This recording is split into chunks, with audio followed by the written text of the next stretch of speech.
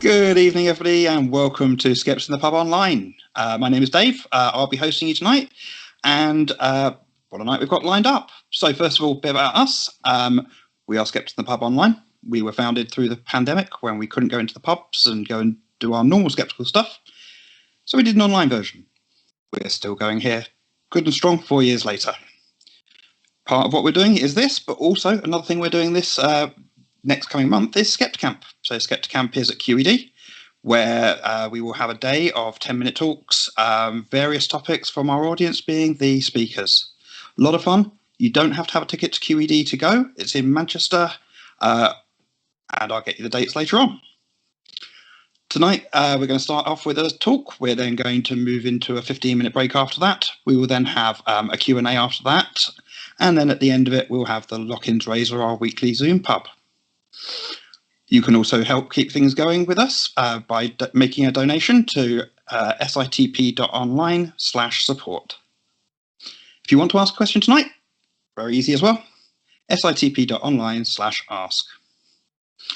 Tonight's talk is about the Voynich Manuscript, and on that, I would like you to please welcome Elonka Dunin and Klaus Schmeh. Okay, happy to be here. Thank you for inviting us. So, this is the Voynich Manuscript, often called the world's most mysterious book. I am Elonka Dunin. I am a game developer, a crypto authority, a book author. My site's elonka.com. And hello, I'm Klaus Schmeh. I'm a German IT security specialist, a crypto expert, book author, and I'm also a member of the German Skeptics Society, GWUP, and my URL is schmeh.org. And together we've written a couple of books, most recently Codebreaking, a Practical Guide, one version in England and another that was just published in the United States last September, an expanded edition.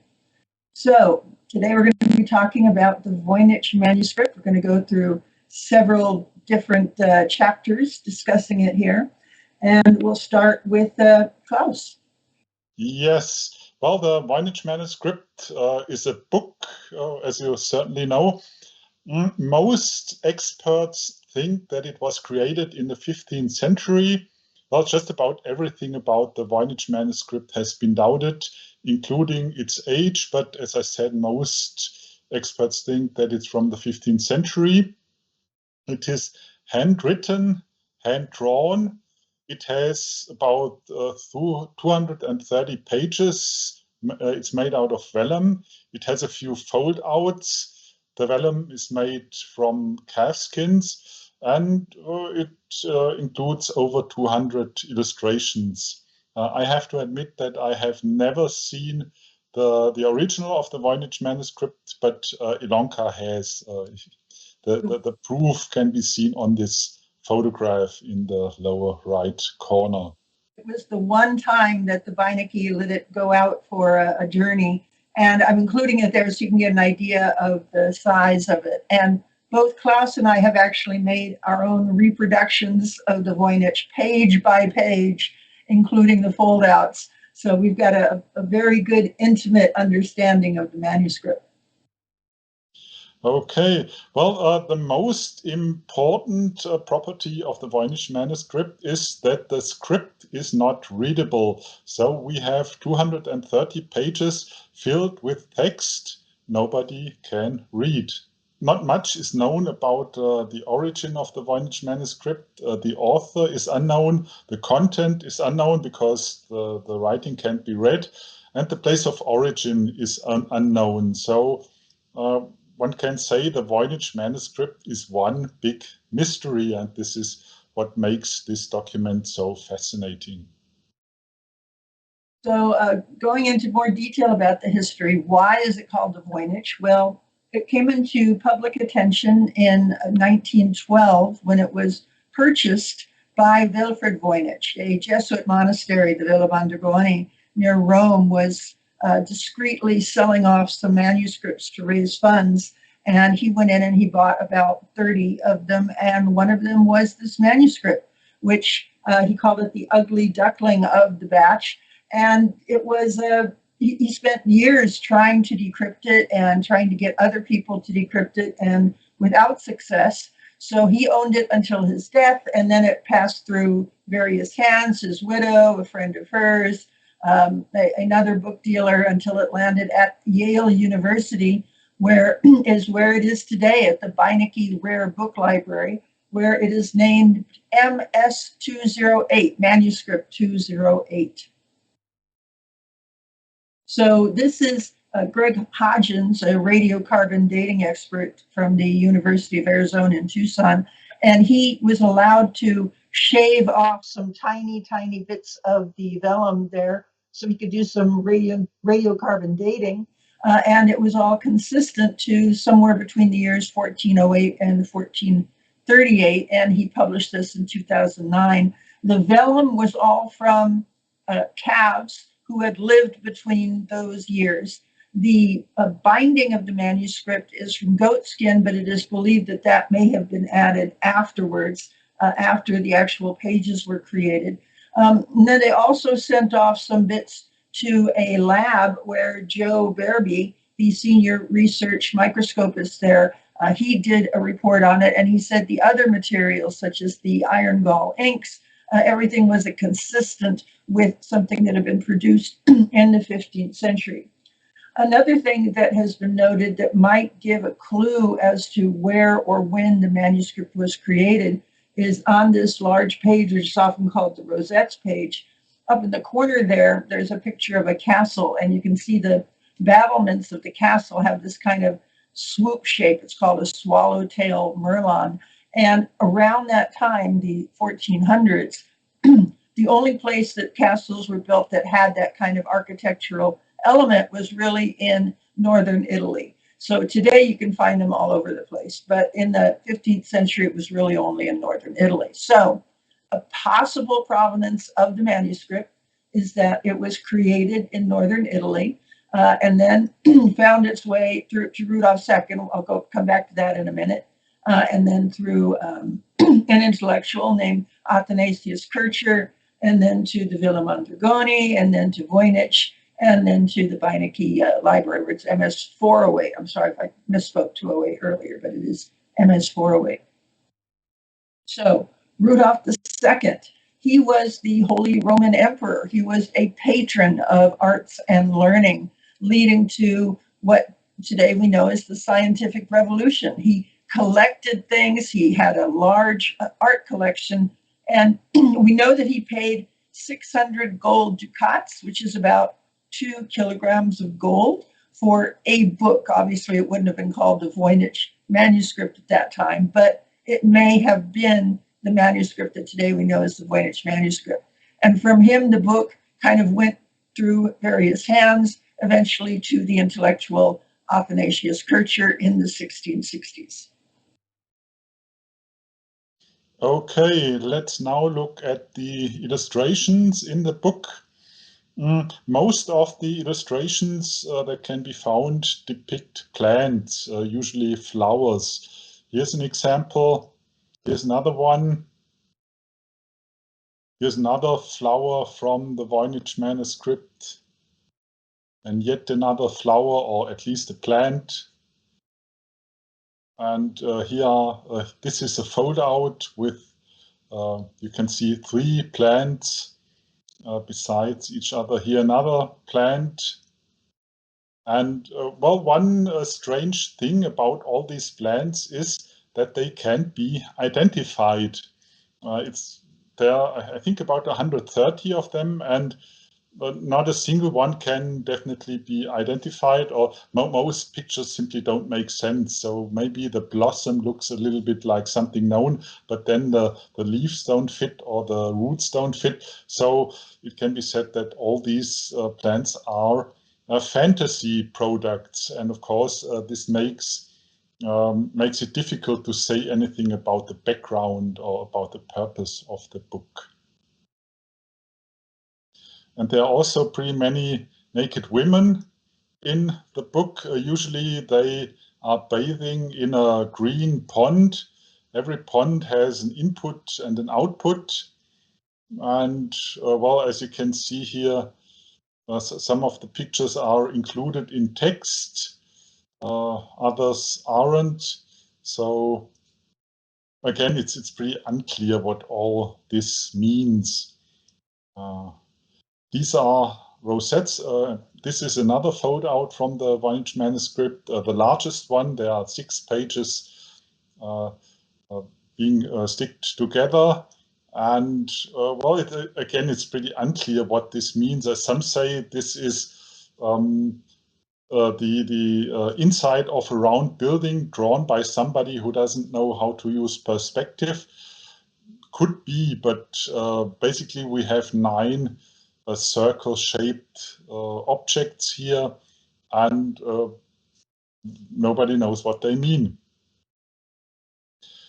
Yes, here you see zodiac signs. This is particularly interesting because these zodiac signs are just about the only objects in the Voynich manuscript that can be really identified, or that have that really make sense.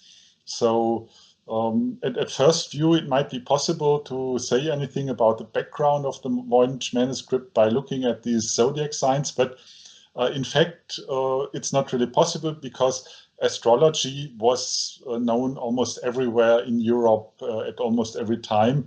So although this is something concrete, it doesn't tell much about the Voynich manuscript. As you can see here, these zodiac signs are included in rosettes too. And I think a few of them are missing, but that's because probably a few pages of the Voynich manuscript are missing today. So maybe 4 or 5 pages got lost over the years. Or maybe they were even excluded to send them to somebody who tried to break the encryption. We don't know. Here you see a few of these tube-shaped objects. They are called apothecary jars in the literature.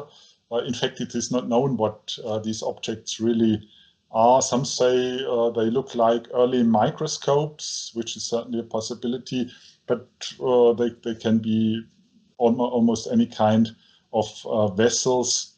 And again, it's simply not clear what is meant here. And here you see, well, these pages look like they show ingredients of a cooking recipe. There are also pages with no, well, basically it can be said that the purpose of these pictures, of the many pictures or of the many images in the Voynich manuscript, is simply unclear. And there are also a few pages without any pictures. These are at the end of the book, and this section is usually referred to as the recipe section. But of course, we don't know if these are really recipes. It's just a name that is used by the researchers. Yeah, what is also interesting is what the Voynich manuscript doesn't contain. It doesn't contain anything about the time when it was created, about the region. And I think there's one image with a small cross, but that's the only reference to a religion in the whole Voynich manuscript. But again, a cross was certainly used everywhere in Europe at any time, so it doesn't say anything. Culture, there's almost no cultural reference, and there's also nothing about science and technology. So one important property of the Voynich manuscript is that it simply doesn't contain any information that is really helpful when you try to research the background. So going into the encryption of it, we talk about, well, how was this text created? What is it? Is it possibly an unknown script? Could it be encrypted text? Could it be simple nonsense? And there have been lots of statistical examinations of the Voynich text, like way too many for us to go over in the scope of this particular talk. But we'll cover just a few of them here. So statistically, we know that in the manuscript, there are about 35,000 words. They seem to be in groups of letters that look like words, that look like paragraphs, though it's worth pointing out there is no punctuation anywhere in the Voynich manuscript. The number of letters, about 170,000, so an alphabet of about 23 characters.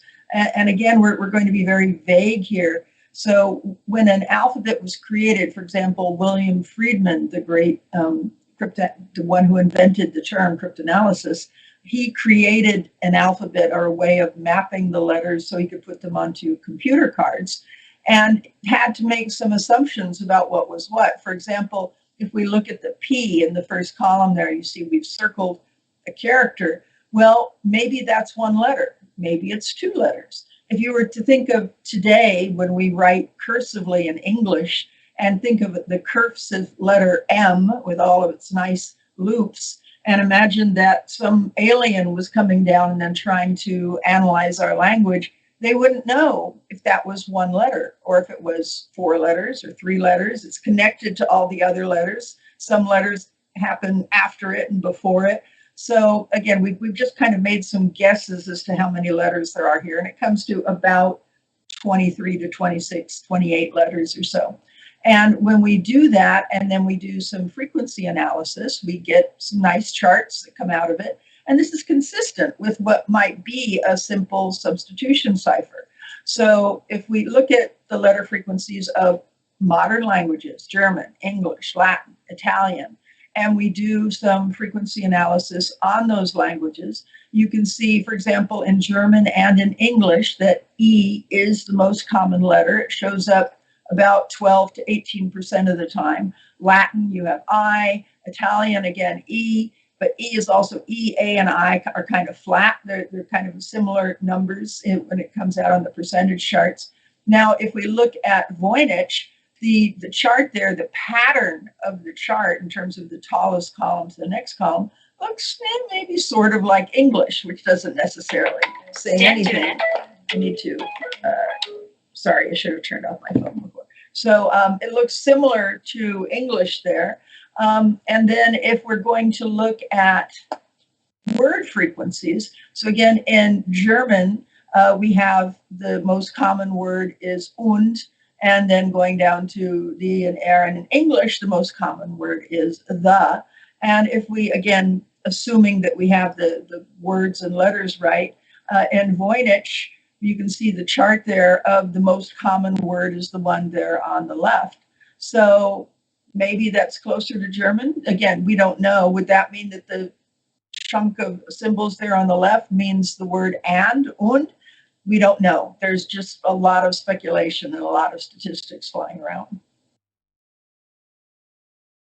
Now, word lengths is interesting. We get a couple things off of this.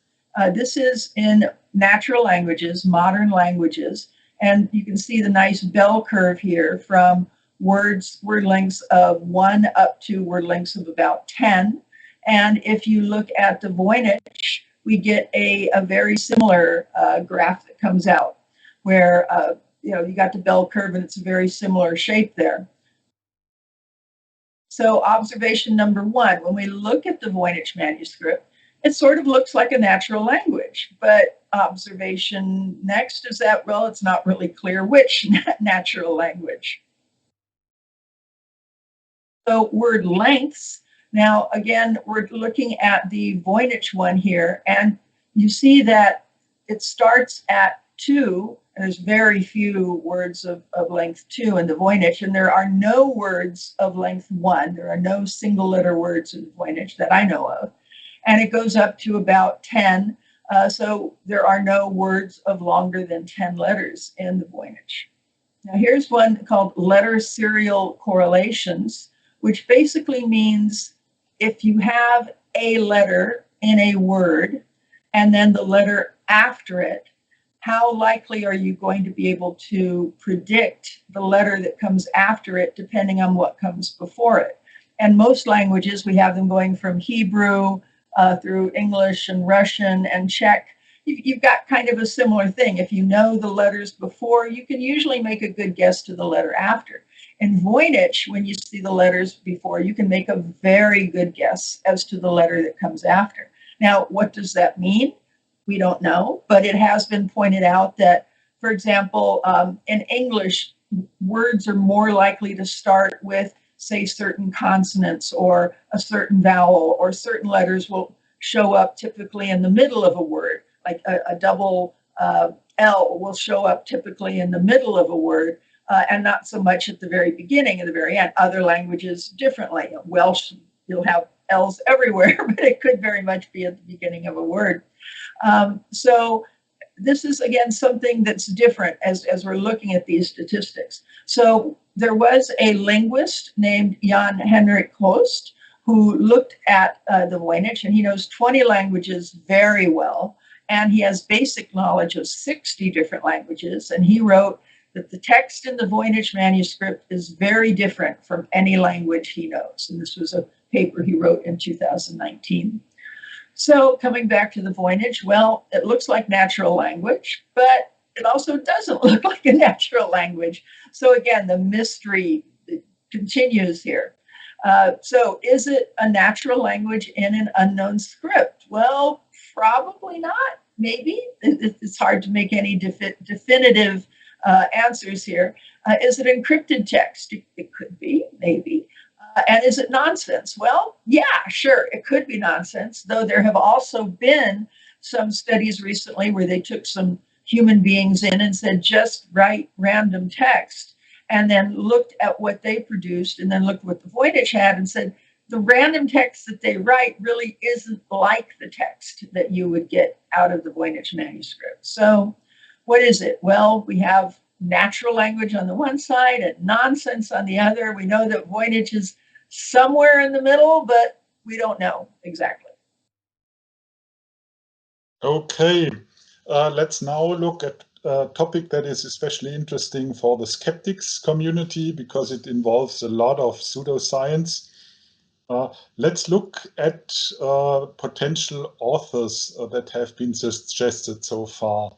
And in fact, there are pretty many scholars from the Middle Ages or from the Renaissance who have been suggested as Voynich manuscript authors, most notably Leonardo da Vinci.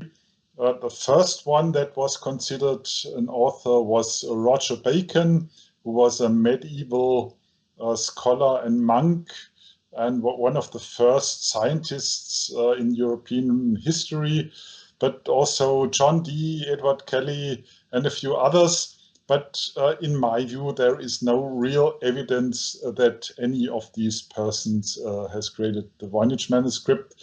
Of course, it's possible in many cases. Roger Bacon is pretty unlikely because he lived too early. If the radiocarbon dating is correct, it's simply not possible that he wrote the actual document. It might be a copy of something Roger Bacon has written, but all this is mere speculation. So in my view, the Voynich manuscript was created by somebody we don't know. So if it wasn't Voynich himself, which is also a hypothesis, it was somebody, an unknown artist from the 15th century. We simply don't know. Okay, and now it becomes really pseudoscientific. So far, there are at least 70 people who have claimed to have solved the Voynich manuscript. It's unbelievable. So every year there are 2 or 3 scholars who say, well, I have solved the Voynich manuscript. And considering that there are 70 different solutions, it's pretty clear that at least 69 of them are wrong. And I'm pretty sure that none of them is correct. And I think all the other Voynich manuscript experts, they say the same. It's pretty ridiculous. There are so many people who work on the Voynich manuscript, which is okay, but many of them publish solutions which simply don't make sense. The guy you see here is René Sandbergen. In my view, he's the world's leading Voynich manuscript expert. He has a very good website. And one of the sections on his website is about alleged solutions of the Voynich manuscript. And just like all other experts, he debunks all of them. So it's pretty sure that nothing is correct. So it's typical pseudoscience as we know it in the skeptics community. And apparently the Voynich manuscript is pretty attractive for pseudoscientists. And of course, there's also been the claim that the Voynich manuscript was created by extraterrestrials, but this is also a hypothesis that hasn't found many supporters so far.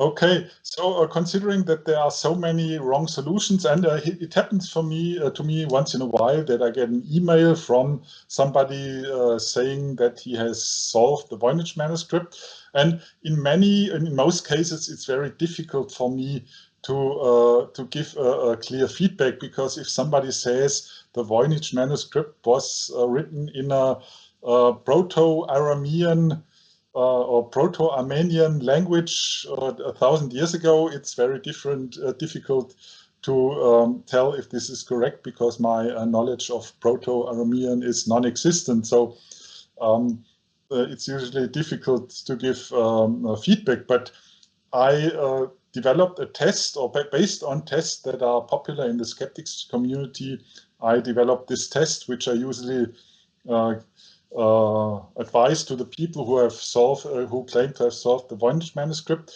It's pretty simple. What you see here in the upper line is a line from the Voynich manuscript. I put gaps between the words, and I changed the colors of the background so that it looks like separated words, but in fact all the words come from the same line, and they form actually a line in the Voynich manuscript. And if we look at the next two lines, or next two images, we see the upper part is not a line from the Voynich manuscript, but these are words taken from different lines of the Voynich manuscript. And as you can see in the lower part, I took the first word from the first line, the second word from the second line, and so on.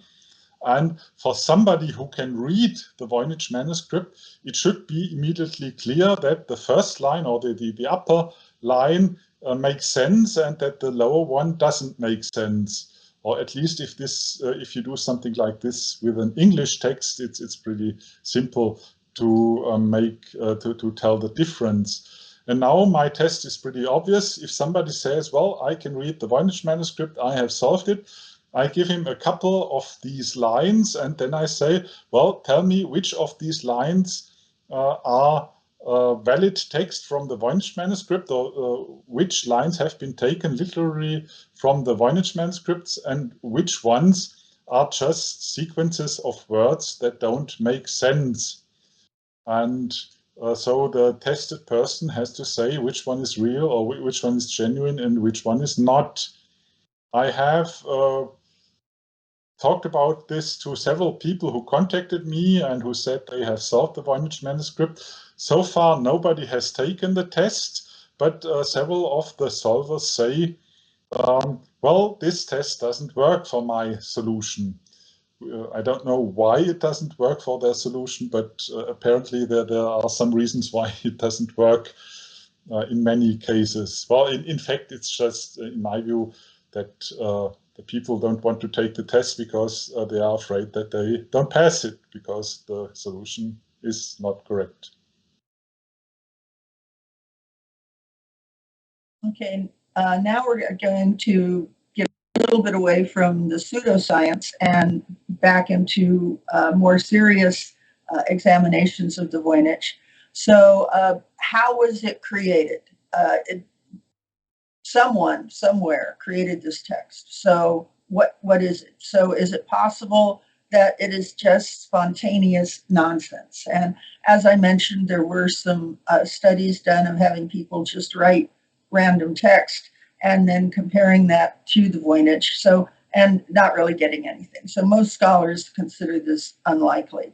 Another hypothesis might be that it is some sort of odd cipher, like an expanding cipher. In this case, you have a code system where, say, the V is SYX and the O is MBA, and then you can spell out Voynich with those code groups along the bottom. If it is made from a code book, it's very unlikely that we're going to be able to decrypt it, but it's possible.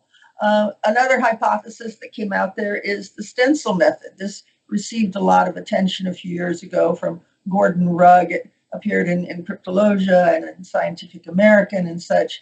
And with the stencil method, you place a stencil with holes in it over some other text and are trying to create words in that way. So in this case, you would get the SMDS and then the SEF, MSN, and so forth. And I've communicated to Gordon about this, and we like the idea, but I've asked him if he's been able to actually reproduce any part of the Voynich this way, and he has not yet been able to do so. So another hypothesis is something called autocopy from Torsten Tim, where someone will take a word in each line and compare it with a word in some line above it, but just make one small change. You may modify one word, add a letter, change a letter in some way. And so that way you're getting text that more hangs together, but is more difficult to read, and it still comes out sort of as nonsense. Okay. Well, as you see, there are many mysteries about the Voynich manuscript, and many questions are very difficult to answer. So one approach Elonka and I took is we simply try to compare the Voynich manuscript with other encrypted books. And in fact, there are pretty many of them. We have a list containing 118 encrypted books from the last about 600 years. Many of these are diaries or journals or simply artworks. And we wrote a paper about this, and we gave a presentation at a Voynich Manuscript conference a couple of years ago. I think it's a very interesting approach, and it's certainly possible to do a lot more in this respect. But it's important to note that we are only talking about encrypted books, not about encrypted texts.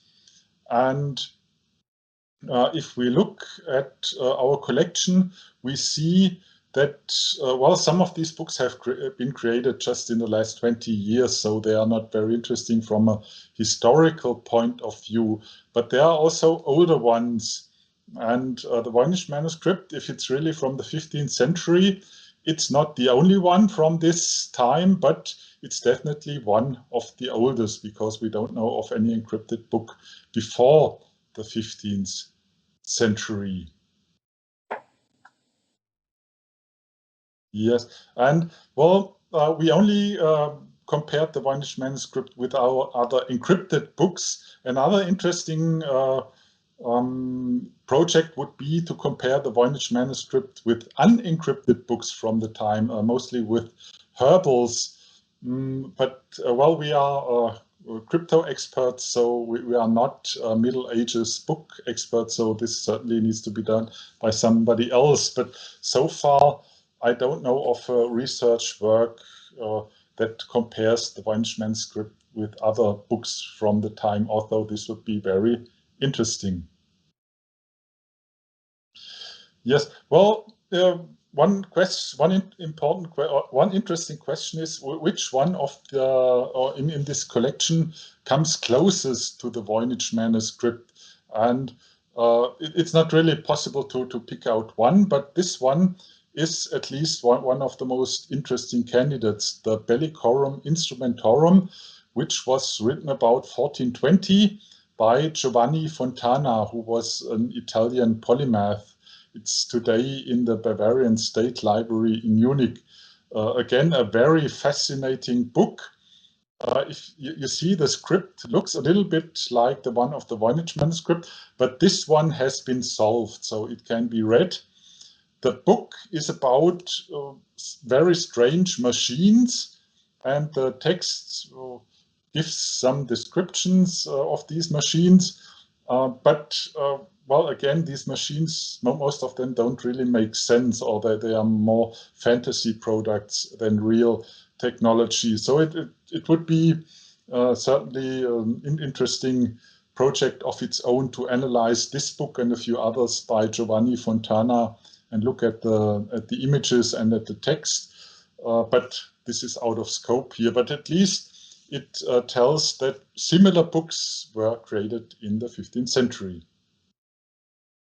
This is also a very interesting one. It's also from the 15th century. It's called Stenographia.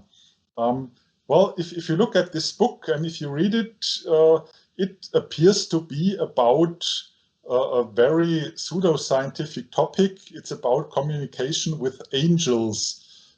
And so there are methods, it describes methods on how you can communicate with angels. And apparently, if you want to communicate with an angel, you need a lot of numbers. Apparently, these numbers play an important role in the magic that is involved. At least that's what the book tells. So there are pages and pages with all these numbers. Very strange, because why would somebody need so many numbers to communicate with an angel, if it's possible at all? But it was soon found out that the whole book is a hoax. These numbers, or the series of numbers, are not really for communicating with angels, but they represent encrypted messages. So the whole book is a hoax, and it was made to fool the reader. So the reader is made believe that this is about communication with angels, but in fact it's about encrypted messages, and the content of the messages is completely irrelevant. So only completely irrelevant texts. Some texts just have the purpose of containing many different letters from the alphabet, but apparently Trithemius in the 15th century wanted to mock himself about other scholars of the time.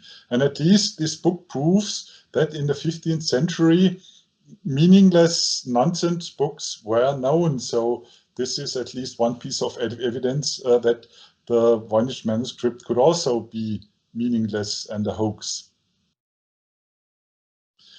This is also a very interesting book from our collection.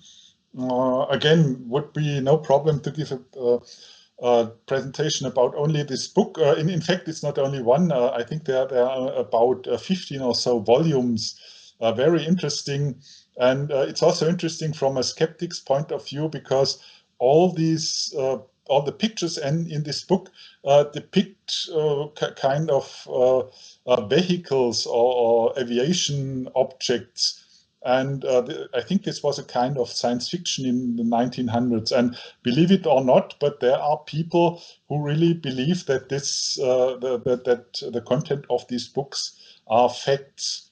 But of course, they are not. The book is about an aviation society of the 19th century who used all these flying objects. And of course, this is mere fiction, but very interesting. And this one is a book, an encrypted book of a miniature painter from the early 20th century, created in London. I think Ernest Rinzi, the author of this book, was originally from Italy, but he lived in London. And he created this encrypted book, which is basically an autobiography. And it contains a lot of art, or a lot of well-drawn pictures.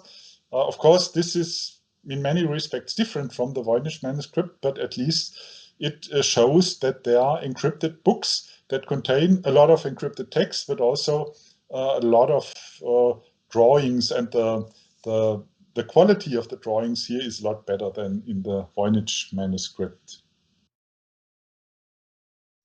Okay, so if we look at these books from our collection, as I said, we have 118 encrypted books. Some of these contain only nonsense. This is true for the Stegographia. It's also true for Charles Delshau's books. Well, they also can be regarded as a kind of fiction, but basically it's not true what is written in this book. There's also the so-called Book of Soiga, which contains a lot of characters, and they don't have a meaning, but they follow a mathematical pattern. So again, this is a book without any meaning. So at least this proves that nonsense books or books with no real content have been around for at least 500 years, and the Voynich Manuscript could also be one. So the question is the Voynich Manuscript a nonsense book? Well, there's at least evidence for this. There are nonsense books from the same period. And if you look at the plans that can be identified, they certainly make this book look interesting. If you look at the naked women, they definitely make this book interesting, because there could be a kind of porn from the 15th century. And the fold-outs make the book interesting too. So maybe the whole purpose of the book is to make it look interesting for a collector or for whoever. Okay, so concluding here, potential purpose of the Voynich manuscript. Well, our favorite hypothesis between us is that it was made as a sort of a fraud to sell this book to a wealthy collector, in this case, Emperor Rudolph, and those 2 kilograms of gold must have been very, very tempting. Another potential purpose, this is our second favorite hypothesis, is that it was created by someone who was mentally ill. And here are some other images that were created by mentally ill people. Though it's worth pointing out that the Voynich, which was created from several calf skins, vellum was not cheap at that time. And being able to access that amount of vellum, have that amount of free time, and the inks, iron gall inks, the various materials, whoever did create it clearly had a lot of time and had the means to gather these tools to make the Voynich. So that makes it that bit more mysterious. If it was someone who was mentally ill, how did they get all this stuff? Was it someone perhaps, and again, just speculation, that was, say, a well-to-do schizophrenic in a family that had means, and he or she would scribble, and then the family would, say, hire a scribe to transcribe whatever was being scribbled by their relative. Again, we can come up with all kinds of speculations, but it is worth pointing out that this stuff did require substantial financial resources to gather those kinds of materials. So Klaus's favorite hypotheses, as we mentioned, that it's a fake or a fraud or the work of a mentally ill person. I'll go along with that, but I'll add in a third. Not that the women are there for porn, but that all these women are there, and many of the women look like they are pregnant, so that these could have been herbal remedies that were being hawked, sort of a snake oil at the time. Remember, this is in the early 1400s. It's about 100 years after the Great Plague. And so people are being a little more health conscious. And the price of a remedy or an ointment would be relative to the rarity of the herbs that were in that ointment. And so if you had some sort of catalog like this that showed unrecognizable plants and flowers, and you can say, very difficult to get, that comes from far away, and thereby would be able to raise the price. I also like to point out that if you look, say, on the left of this, where you see the image of the root system and then what's sprouting out of it, as I've shown my copy of the Voynich around to many smart people at the various conventions I go to, some botanists and others have pointed out that when plants were being transported at the time, they didn't send the whole thing in a little pot. They would send generally just the roots. And then when it arrived wherever it was going, then they would take that flat cut root and then would sprout new things out of it. So that might be one reason that the leaves do not match the root, or the flowers don't match the leaves. Again, just one thing that has been pointed out to me, and so I wanted to bring it up here. And if it was such a catalog, again, it might be encrypted, it might not. And when people ask me, what do you think about the Voynich? I tell them it really depends what day it is. I can say some days I think it's a fraud, some days it's a sales catalog, but I did want to bring this up. So important questions still unanswered about the Voynich. Decryption is probably not possible, but never say never. It could be possible that a charlatan was the author or that a mentally ill person was the author. If you want more information on the Voynich, we highly recommend Renee Zandbergen's website, the voynich.nu. He's got a lot of wonderful information there. Nick Pelling also has a very good website that he started off for the Voynich and has kind of morphed into being about other ciphers as well. And he loves debunking ciphers and these claimed solutions. So you can go there to ciphermysteries.com. And if you'd like to see all of the pages of the Voynich, there are a couple places that show it. You can go to the Beinecke Library. They actually put the entire manuscript online there. And anyone who's looking at the recording here, you can pause it. You can get that URL.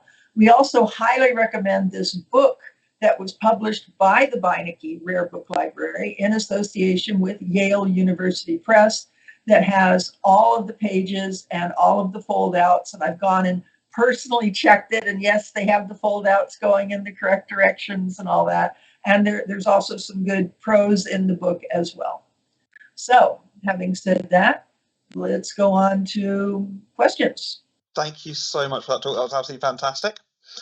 We are going to take a 15-minute break before we go into the questions. So during that time, we've had some great questions in already, but there's plenty of time to ask some more and also for you to vote for your favourite questions that have already been asked. Obviously, the best questions bubble up to the top, and we'll be asking them first. During the break, you can also join our Discord channel at sitp.online/contact. You'll find the link there to join our Discord channel, which is very engaging and goes on year-round, not just when we're doing a talk. We'll also be releasing the Skeptic Camp lineup very shortly, so keep an eye on our website for that. We will put out information on our social media as well. But on that note, I would like to say thank you very much, and we'll take a break now, and we'll be back in about 15 minutes. Hello, everybody, and welcome back. I hope you had a nice break. We are going to get straight into our Q&A session with Elonka Dunin and Klaus Schmeh. We start with the first and normal question, which is the pet question. Now, our speakers have been briefed on this and have been asked, do you have a pet and do you have one you can show us? And you can see my screen? I believe that David will be showing that now with you. You should now be able to see a very cute kitty. Yep, her name is Crypto Kitty. The carrier I had to get because I'm a big fan of The Mandalorian, so it's Grogu's pet carrier. It's sagging a bit, but I thought that was great as a cat carrier. I showed it on Facebook, and one of my fans came up with the best caption for this, which is "Best fortune cookie ever."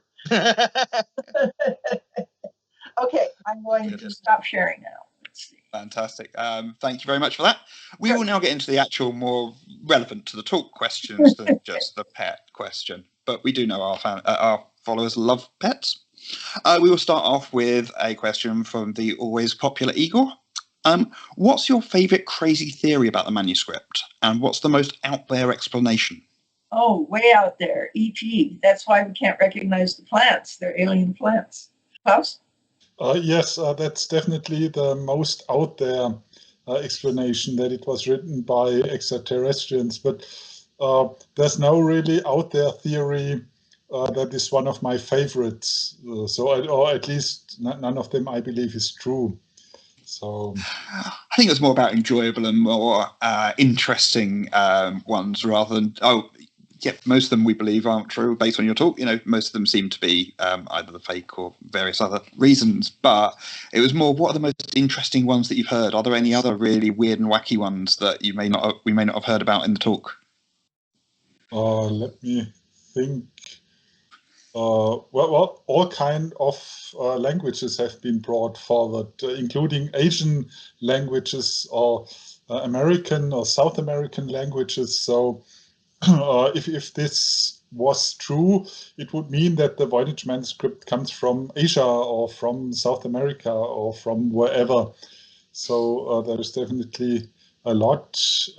There was one German scholar who said, well, I looked at it and I immediately understood what was said, but he didn't really explain what he immediately understood. So this was a little discounted. strange. Yeah. Well, and there are all kinds of stories of this kind. People who look at it and say, well, this could be this and that, but usually it's not, doesn't make much sense. Okay, we'll move on to a question from Gray now. Do the symbol frequencies have any correlation with meaningful texts that aren't language, like mathematical notation or alchemical notation, code, etc.? Well, I wouldn't know if it really was created in the 15th century. We would have to look for something that already existed in the 15th century, but I wouldn't know. I wouldn't know of any research in this field. Yeah. I mean, I'm not going to shoot it down. If someone has an idea, run with it. Who knows? You can't do any worse. Yes. I saw the question and looked at the text that you had on the screen and thought, actually, I can sort of see that there is a way this could be a load of mathematics written on a page. Who knows? Because it is literally, we don't know what it is. It's, yeah. Moving on to another question from Igor. Is it a unique phenomenon or is it the best and or most popular one? Well, we showed you our collection of encrypted books, so it's by far not the only encrypted books, but by far not the only encrypted book, but it's still quite unique. There is nothing really similar. Yeah. Have all of the other encrypted books been solved? I mean, have they been cracked? Not all of them. Not all of them. All of them, but most of them have been solved. But this is the most famous of those that haven't been solved. Yes, definitely the most famous one. Another question now from the Bear. You mentioned examples of peppering nonsense in along with encrypted texts. How common was that? In this scenario, how would you separate out the nonsense? Well, in my view, it's not very common. Or do you know anything different, Elonka? I'm sorry, I didn't entirely hear the question. You mentioned examples of peppering nonsense in along with the encrypted text. So how common was that? And in this scenario, how would we actually separate the nonsense out? Well, so we're sort of talking about steganography, where you have a message there and it's not clear there is a message and you have to try and filter the signal from the noise. There is no quick and easy way to do it. You have to keep tugging at it. I mean, I was also thinking while you were in talk, just a simple modifier anywhere would just mean all of a sudden, you know, an extra one character means flip the word around. How, you know, there could be so many different permutations of anything that is going on here that it is possible that it will never be solved. If in fact there is actual real message in there in the first place. Right. That's steganography. It was unsolved for 300 years. And then, great story, it was solved independently by two different people within around the same decade. It was an amazing story. Great to confirm the first one as well, if you've got a second one doing exactly the same answer. We have another question from Igor. Can we use it as a supplement to a D&D campaign? If yes, what would be the most interesting monster or artifact? He says disregard this question if you're not a nerd, but Elonka, you seem to want to answer this one. Oh yeah, I was the dungeon mistress back when I was serving near RAF Mildenhall. Back when I would have to drive to Cambridge, that was the only place I could get more DM material. So yeah, have at it. And there is actually a dragon in the margin of one of the Voynich pages. There you go, Igor. That's your next campaign. Neil says an archaeologist friend's favourite is fake/forgery to get money out of gullible wealthy as well. Could you expand on this, please? Are there any other examples of this? There are definitely other forgeries or faked or false books. Well, in the 20th century, the Hitler diaries, if you know the story in Germany, or there was a similar story in the US about the memoirs of Howard Hughes, which were a complete fake. So selling fake books is certainly something that makes sense. And I could imagine that it already happened in the 15th century, or if it was a later forgery, I think that there was always a market for a book like this. Yeah, or forged paintings, or yeah, forgery is a very, very old art. Moving on to another question from the bear. The examples you've talked about have been encrypted for the sake of being encrypted. Do you know of examples of books that were encrypted for legitimate reasons? Yes, definitely. Many of the books on our list are diaries, and they were simply encrypted because the author didn't want anybody else or somebody else to read his or her encrypted diary notes. But there were also encrypted books that were artworks. Well, in this case, the encryption was a part of the art creation process. What else is on our list? And there are also books that were encrypted just to keep the content secure. For example, by the Freemasons, they described their rituals, and they didn't want anybody who found the book to read it. So there are certainly books that were encrypted for a legitimate reason. And the ones we know of those where we know what it is, was it doing basic encryption? Was it, simple letter ciphers, or were they going for the more complicated? We have no idea how they did it. No, most of the encryption systems used for books are pretty simple, for the obvious reason that you wouldn't want to use a complicated encryption system to encrypt a diary, for example, because it takes too much time. If you need a minute for each word to write a diary, it gets a little complicated. So usually the encryption is quite simple, and so it can be decrypted or deciphered. Usually, there are a couple amazing exceptions, like there's a prisoner of war who encrypted his pages using mathematical tables, and it's a wonderful story. What's the book that was written on it? Code in Love, or Love in Love in Code, yes. Yeah. Yes, this is really a very interesting example of a steganographic diary. It was disguised as mathematical tables or multiplication tables or something like that. Very unusual. That's amazing. Next question. Much obliged to both you, both and to us, apparently. Where could we find a list of all 118 encrypted books you referenced? Is there anywhere they're written down? Is there a list of them? On my website, I have a complete list of all encrypted books I know. I can post. If you pop that into the chat, then I'll get one of our moderators to pop that into the chat for our audience so that they can see that as well. Yes. So Paul, aka Pictocule, asks, I think we can take it the manuscript is out of copyright. Any plans to publish a facsimile edition? Now, you mentioned, Elonka, you have a copy of it. Let me. And Klaus, I'm guessing you do as well. If they are available, it'd be a bit odd if you didn't have a copy, I think. Mine is right there, but I really recommend this book from the Yale library, because it's high quality, and they got all, like I said, they got all the foldouts right. I was very impressed. Yes, what? Sorry. No problem.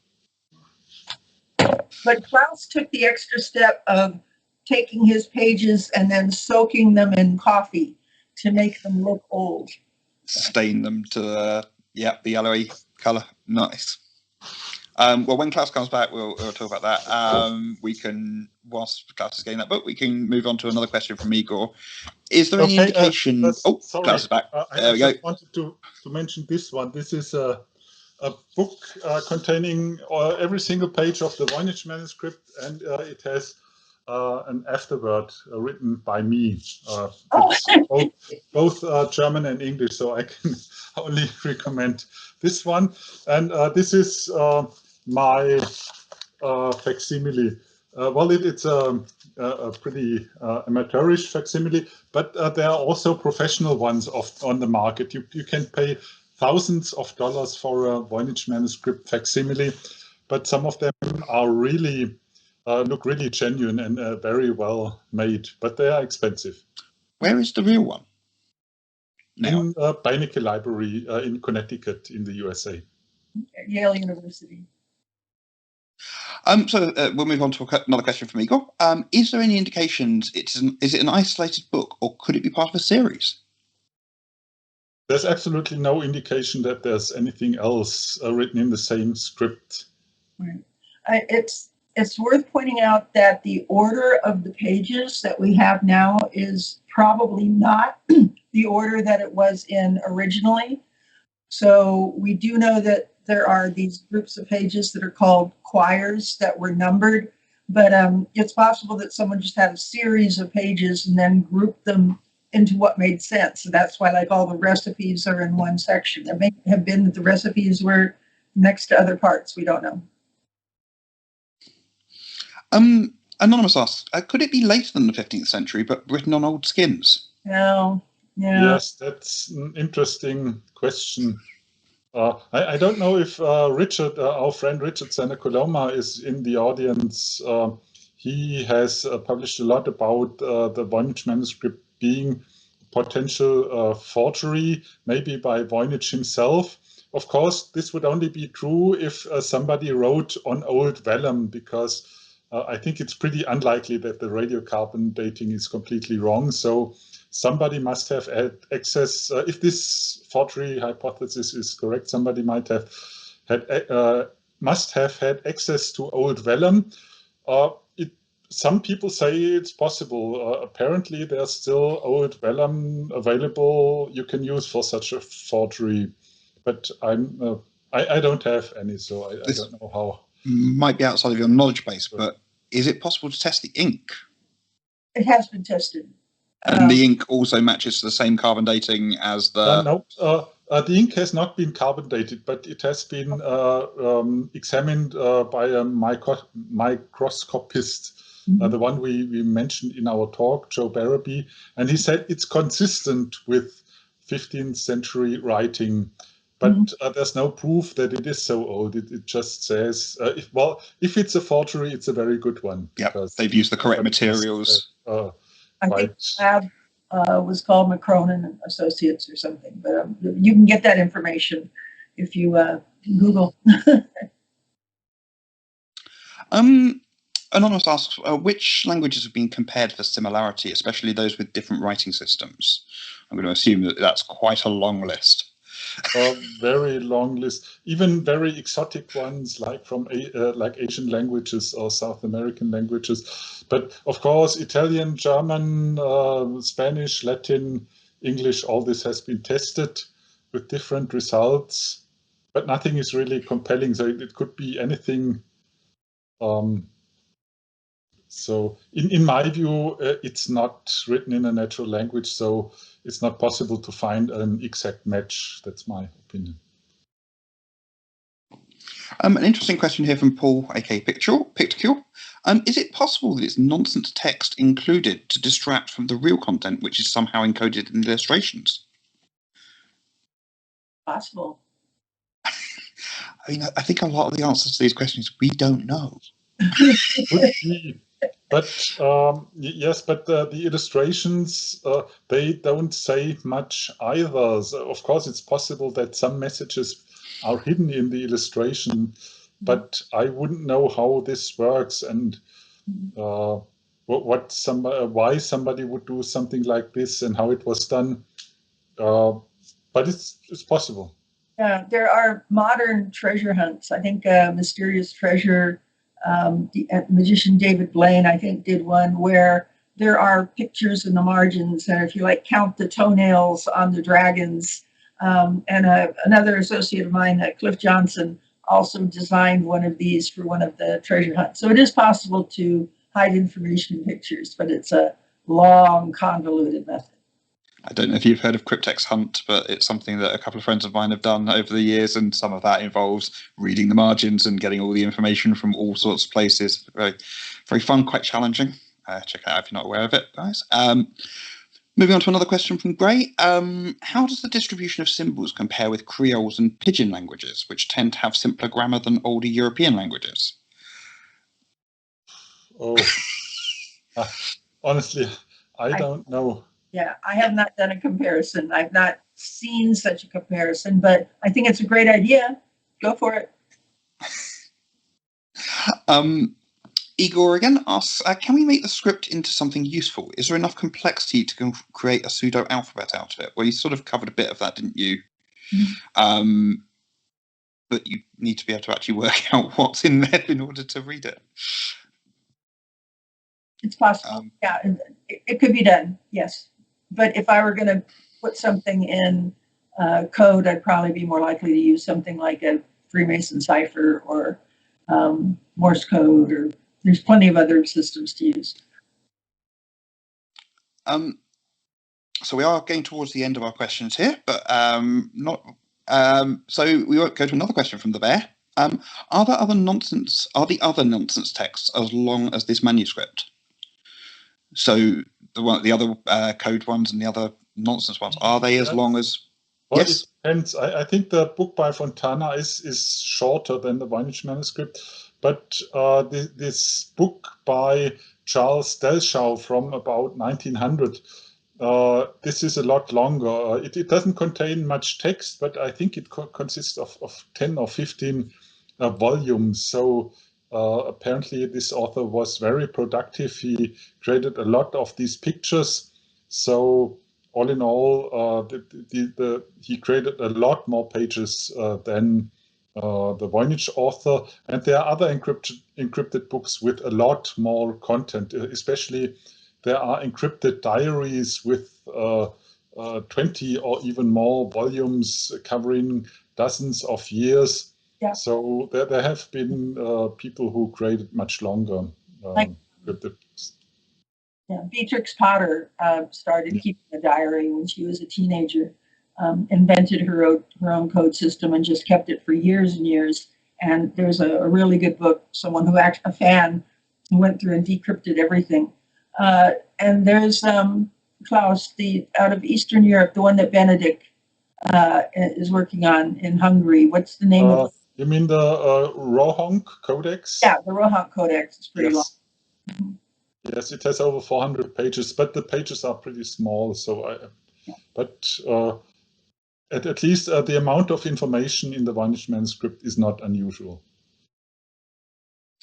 Getting down to the last couple of questions. So, given that you can estimate the cost of making it, approximate location, and the approximate date, is it possible to identify potential authors or commissioners?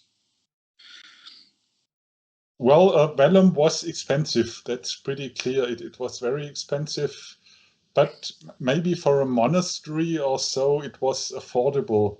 It's difficult to say, but I don't think that it's possible to make a more exact guess. I could imagine that the Voynich manuscript was created somewhere in a monastery, because they had people who could write, and they also had the writing material. But in my view, it's not possible to say that only person X in the 15th century was able to pay this. Yeah. And that leads us on to our last question of the night, which comes from Anonymous, and it is: what is it that attracted you both to the Voynich manuscript? What brought you to us? For me, I got into the code cracking scene through cracking codes in the hacker community, 2600, and through them into this famous code at the center of CIA headquarters called Cryptos. And as I was working on Cryptos, which is a sculpture in their courtyard, I kept being asked, how famous is it? And I made a list of the world's most famous unsolved codes. And as I was doing that research, the one that kept popping up to the top of every list was Voynich, the most famous unsolved code. Yes, well, in my case, I have been interested in encryption history for a long time, and the Voynich Manuscript, or the one advantage of the Voynich Manuscript is that it's also interesting for the skeptics community. So it has always been possible for me to do my encryption stuff in a way that is also interesting for the skeptics community. So this was certainly one of the reasons why I occupied myself with this topic. Fantastic. Thank you so much to both of you. I genuinely knew almost nothing about it at the beginning of the talk. It's been absolutely enlightening. Thank you so much for joining us. There is no talk next month because most of us are going to be at QED, and Skepticamp will be on the Friday. So remember, don't need a QED ticket to come and join us at Skepticamp. Loads of great speakers lining up, and the lineup will be released very shortly. As soon as this call ends, we're also going to be opening up our Lock-ins Razor, the weekly Zoom pub, where you can join us and have a little chat about tonight and skepticism in general, and come and join us and have a pint together. From now, that is all from us. So thank you very much, everybody. I'd like to thank Kat Ford for being my backup, and our techs, David Glass and Igor. And until next time, thank you very much and good night. Good night.